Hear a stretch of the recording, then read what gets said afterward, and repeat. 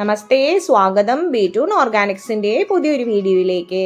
ഇതാണ് ഇരുവേലിയുടെ തണ്ട്. ഇരുവേലി തണ്ടാണ് നമ്മൾ ഔഷധമായിട്ട് ഉപയോഗിക്കുന്നത് കേട്ടോ.